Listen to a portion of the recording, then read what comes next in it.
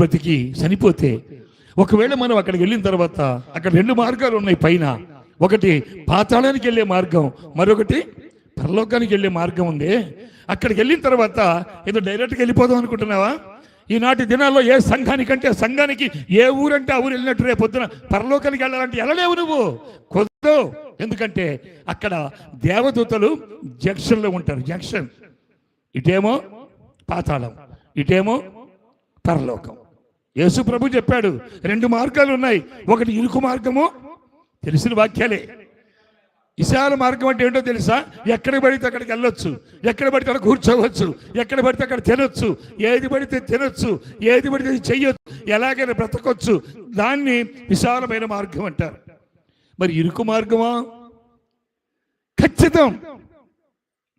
ఇరుకు మార్గం అంటే అధికారం కలిగిన బోధకు సంబంధించిన ఇరుకు మార్గం. ప్రభువే చెప్పాడు. ఆ మార్గంలో ప్రవేశించే వాళ్ళు చాలా మంది ఉన్నారు, కుప్పలు కుప్పలే. కానీ ఇరుకు మార్గంలో ప్రవేశించేవారు కొద్దిమందే. స్తోత్రం చెప్ప. రేపు పరలోకంలో ప్రవేశించేవారు కొద్దిమందే. ఆ కొద్దిమందిలో నీ పేరుందా? అధికారమైన బోధకు లోబడి జీవిస్తున్నావా? అధికారమైనటువంటి బోధకు లోబడి ఖచ్చితంగా నువ్వు భక్తి చేస్తున్నావా? ప్రశ్నించుకోవాలండి మనం. ప్రియులారా, ఆలోచించండి. ఈరోజు పరుగులు ఎత్తచ్చు, కానీ దేవుని వాక్యాన్ని ఎప్పుడు కూడా నిన్ను ఒక వ్యక్తులుగా ఎప్పుడు ముద్రించదు. అక్కడ పౌలు భక్తుడు మాట్లాడుతున్నాడు. అక్కడున్న స్త్రీల సంఘములో ఉన్న స్త్రీలు పరిచర్యలో పాల్గొన్నారు. ప్రతి విషయంలో నమ్మకంగా ఉన్నారు. వాళ్ళు ప్రతి విషయంలో దేవుని బోధను అనుసరించారు. అట్టి వారి పేర్లు ఎక్కడుంటాయి?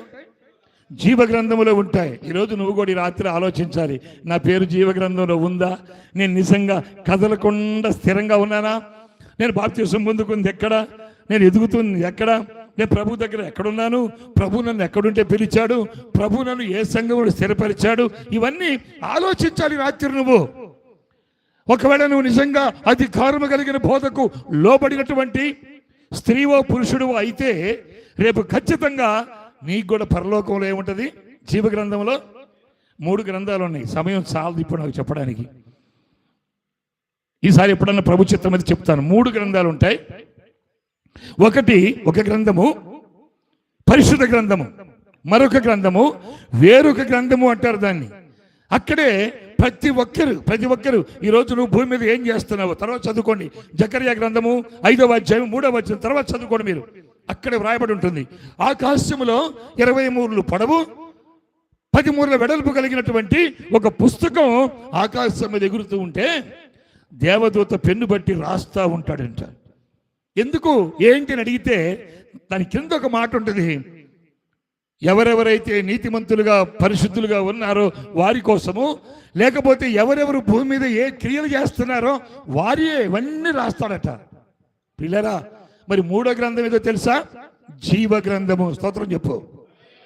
అక్కడ ఉండాలి నీ పేరు. ఏమండి, నువ్వు రేషన్కి బియ్యానికి వెళ్ళావనుకో, రేషన్ కార్డులో నీ పేరు ఉంటే ఇస్తారా? పేరు లేకపోయినా ఇస్తారా? తెలిసిన విషయాలే కదా, చెప్పండి. అంతేనా? మరి ఇక్కడ పేరు పెట్టుకొని ఇక్కడ రేషన్ కార్డు పెట్టుకొని హైదరాబాద్ పోతే అక్కడ చెల్లుద్దా? మాట్లాడరే, చెల్లుద్దా? రేషన్ ఇస్తారా? పెడితే ఒక ముద్ద అన్నం పెడతారేమో, వాళ్ళకి ఎలగబెట్టాడు నీకు కూడా. నీకు నీ కార్డు చెల్లదు. భూలోకంలో ఎక్కడైతే నువ్వు స్థిరంగా నాటబడ్డావో, ఏ సంఘములో రక్షించబడ్డావో, ఏ సంఘములో ఎదిగావో, ఏ సంఘములో దేవునికి ఇష్టరాలుగా ఉన్నావో అక్కడి రేషన్ కార్డు అంటే అధికారము కలిగినటువంటి ఆ ముద్ర పరలోక రాజ్యములో జీవగ్రంథములో వ్రాయబడి ఉండాలి. చెప్పు స్తోత్రం. ఘాటంగా ఉండదు. వెళ్ళిపోగానే జీవగ్రంథం తిరిగి చూస్తే అక్కడ నీ పేరు ఉందనుకోండి, అర్హుడువు కాదా? వెళ్ళొచ్చా లోపలికి? ఇటు వెళ్ళొచ్చా? వాళ్ళు నిర్ణయిస్తారు. నువ్వు ఇక్కడ నిర్ణయిస్తే ఎట్లా? నేనైతే కాస్త పాట పాడతాను, కాస్త ప్రార్థన చేస్తాను, ఏదైనా అవసరమైతే 4 మాటలు మాట్లాడతాను, కాబట్టి నాకేం పర్వాలేదు, ఏ సంఘానికి వెళ్ళినా పర్వాలేదు, ఏ ఊరికి వెళ్ళినా పర్వాలేదు, నేను కూడా పరలోకానికి వెళ్తానంటే పొరపాటు, తప్పు. అది తప్పు. చిన్న మాట చెప్పి ముందుకెళ్తాను నేను. ఒకసారి